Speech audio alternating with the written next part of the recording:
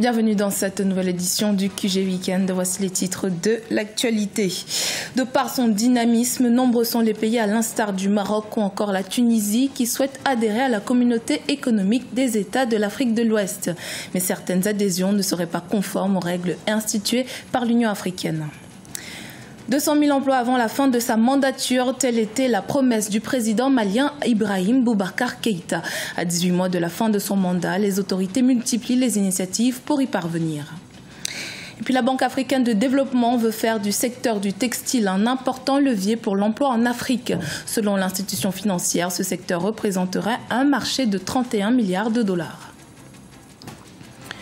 Mais tout d'abord, en Libye, le groupe armé de la ville de Zenten aurait libéré Saïf al-Islam Kadhafi, le fils de l'ancien leader libyen Muammar Kadhafi. L'annonce a été faite ce samedi 10 juin. Saïf al-Islam Kadhafi y était détenu depuis novembre 2011. Selon ses avocats, il aurait bénéficié de la loi d'amnistie adoptée en 2016. Outre le Maroc, plusieurs pays souhaitent adhérer à la CEDEAO. C'est le cas notamment de la Mauritanie, de la Tunisie et du Tchad. Problème, l'Union africaine reste opposée à l'appartenance d'un pays à deux organisations sous-régionales à la fois.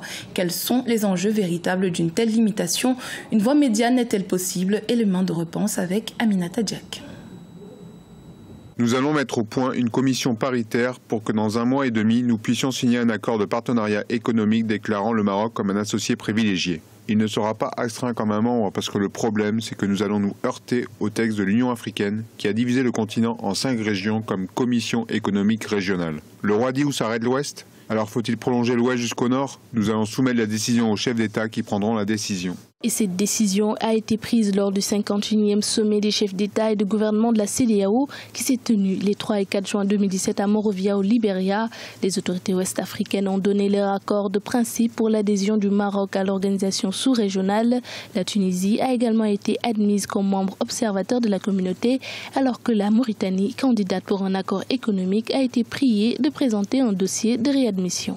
Cette demande d'adhésion à la CEDEAO est en fait une finalisation de partenariats privilégiés avec la plupart des États. Les définitions géographiques, politiques doivent changer et doivent aller dans le sens justement des relations internationales. Regardez l'Union européenne, maintenant ils sont à 27 États, donc l'Union africaine aussi, enfin l'Afrique dans son ensemble, doit aussi être plus dynamique pour s'adapter aux réalités socio-économiques, politico-économiques d'aujourd'hui. Il est important de rappeler que le veto de l'Union africaine concernant l'appartenance d'un pays à deux organisations sous-régionales à la fois est peu respectée.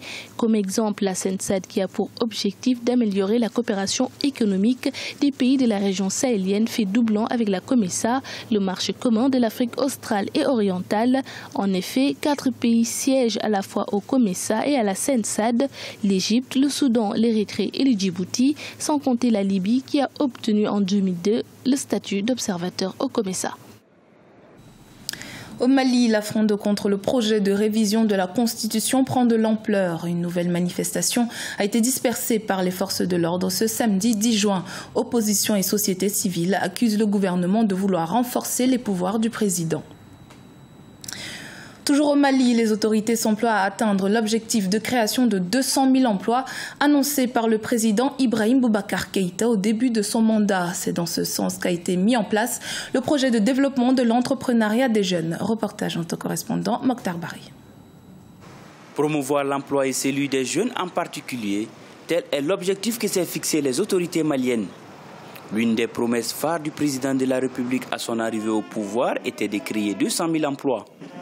C'est ainsi que le projet de développement de l'entrepreneuriat jeune, une initiative gouvernementale, a pour objectif de faciliter l'accès des jeunes maliens de 15 à 35 ans à un emploi temporaire ou durable afin de réduire l'extrême pauvreté.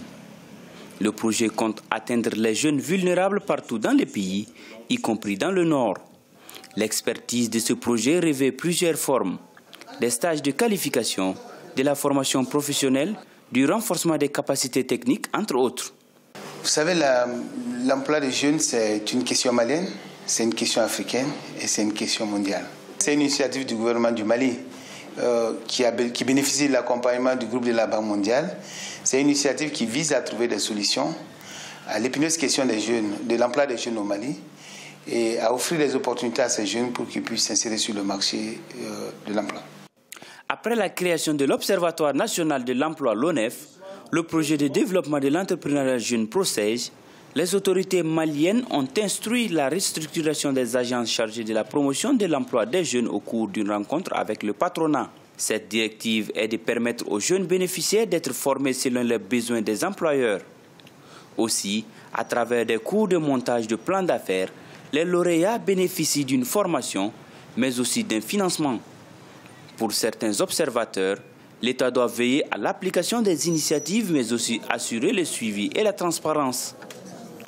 Nous sommes une écrasante majorité de plus de 60%, avec les moyens limités de pouvoir subvenir aux besoins de la jeunesse en termes d'éducation, en termes de formation, en termes d'emploi, en termes d'épanouissement, en termes de pouvoir créer les conditions. Parce que si vous voyez tous les drames aujourd'hui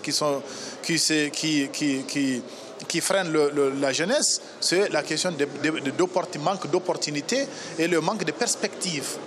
L'objectif du ministère de l'Emploi est de former 25 000 jeunes issus des milieux urbains mais aussi ruraux. Déjà, 10 000 ont bénéficié de cette aide, parmi lesquels des start-upers. Le secteur africain du textile serait le deuxième secteur le plus important en termes d'emploi après l'agriculture en Afrique subsaharienne, selon la Banque africaine de développement. Pour dynamiser ce secteur et améliorer sa rentabilité, certains pays africains ont mis en place diverses mesures. Les précisions avec Gladys Mamba. Stimuler la croissance de l'industrie manufacturière locale, c'est l'ambition de la communauté est-africaine. L'organisation sous-régionale vient d'annoncer l'exonération de droits de douane et de TVA sur les importations d'équipements de fabrication et d'accessoires de produits textiles non disponibles dans la sous-région pour une durée de 3 ans. L'objectif étant de réduire les coûts de conception pour les fabricants de produits textiles. De mon point de vue, je crois que c'est une façon indirecte d'augmenter le pouvoir d'achat de la population, parce que si vous laissez rentrer ces produits sur votre territoire économique, pas en franchise de douane, mais ayant payé les droits de douane et certaines taxes portuaires, vous augmentez le prix final de ce produit lorsqu'il sera proposé au client final, c'est-à-dire les populations parmi parfois lesquelles ne sont pas bien nantis. Plus d'un quart des vêtements portés en Afrique proviendraient des friperies.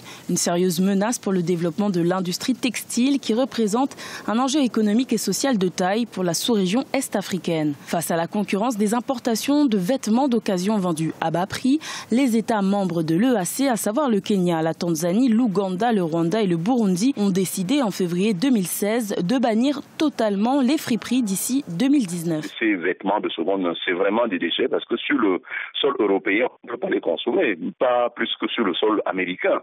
Regardez les véhicules, on peut tolérer encore peut-être des véhicules de seconde main, mais aller jusqu'aux vêtements, jusqu'aux sous-vêtements, jusqu'au textile usagé, alors que la matière première pour le textile, c'est ici chez nous, c'est à déplorer. L'exonération de taxes et de droits de douane sur les équipements textiles devrait donc redynamiser le secteur de l'industrie textile dans la sous-région. En Afrique de l'Est, les exportations de vêtements pourraient générer plus de 3 milliards de dollars par an à l'horizon 2025.